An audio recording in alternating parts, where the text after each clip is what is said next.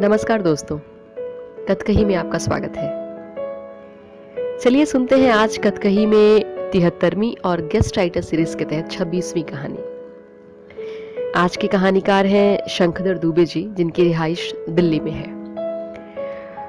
शंखधर जी राज्यसभा में उपनिदेशक के पद पे कार्यरत हैं और इसके साथ ही लिखने पढ़ने में उनकी गहरी रुचि है। उनकी कहानी का शीर्षक है काजल की डिबिया। तो चलिए सुनते हैं आज की कहानी। मुझे उसका नंबर उसके जवान बेटे ने दिया था। एक उम्र के बाद माओ का नंबर देना निरापद हो जाता होगा, शायद यही सोचा होगा उसके बेटे ने। मैं 11वीं 12वीं में उसकी माँ का सहपाठी था।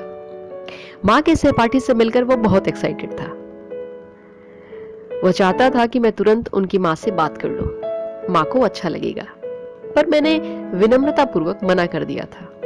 माँ की तरह ही उसकी चपल आंखें और नाचती भौवें देखकर एक बार को तो मैं भी तैयार हो गया था, लेकिन उसके जवान बेटे के सामने करता भी तो कैसे।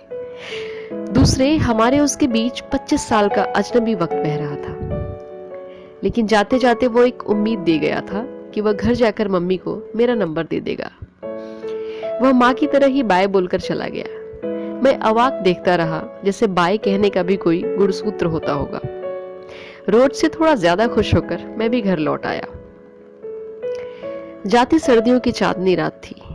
बाहर महीन बूंदों में ओस झर रही थी। मच्छर कानों में भिनभिनाना शुरू हो गए थे और भीतर मेरे मन में स्मृति बरस रही थी।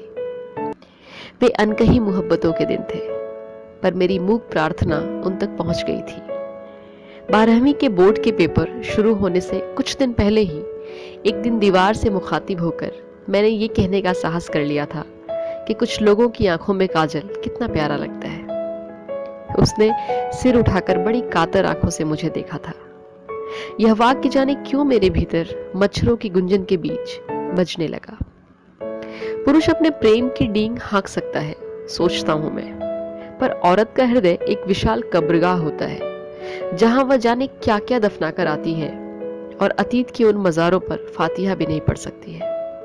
सोचता हूं यह संदेश भी उसके दिल के किसी कोने में दफन होगा, वक्त जिस पर बेहिसाब धूल डाल चुका होगा। इसी असमंजस में मैं उसका नंबर डायल स्क्रीन पर लाने के बावजूद कॉल नहीं करता था। उम्र के इस मोड़ पर जब मुझे नंबर याद रखने में दिक्कत होती थी और यहाँ तक कि मुझे खुद अपना नंबर याद नहीं था, उसका नंबर याद हो गया था। 9838 सरगम की तरह बजते थे मेरे भीतर। फिर एक दिन यूं ही ऑफिस में बैठे बैठे उसे फोन मिला दिया। कॉल नहीं, सीधे व्हाट्सएप पर वीडियो कॉल। स्क्रीन पर उसके आराध्य भगवान कृष्ण की एक मोहक तस्वीर फैली हुई थी। फोन नहीं उठा। हिम्मत करके दोबारा भी मिला दिया, फिर भी कॉल रिसीव नहीं हुई। मैं थोड़ा शर्मिंदा था, पर कर भी क्या सकता था। इस उम्र में ऐसी हरकतें ठीक नहीं होती, लेकिन अब किए को अनकिया तो नहीं किया जा सकता था ना। मैं फोन की स्क्रीन को ताक ही रहा था कि स्क्रीन पर भगवान कृष्ण की फोटो आ गई। ये वही थी, वीडियो कॉल का न्योता था। मैं गला तर करते हुए हेलो, वह हेलो, आवाज अब भी वही थी। मैं, आपने फोन उठाने में इतनी देर क्यों कर दी? मैं उलाहना दे रहा था मानो। वह क्या करती, काजल की डिबिया ही नहीं मिल रही थी। उसकी आवाज में वही सालों पुरानी वाली शोखी थी। उसकी अधखुली आंखों में आज भी बेतरतीबी से काजल सजे थे। तो कैसी लगी आज की कहानी, बताइएगा जरूर।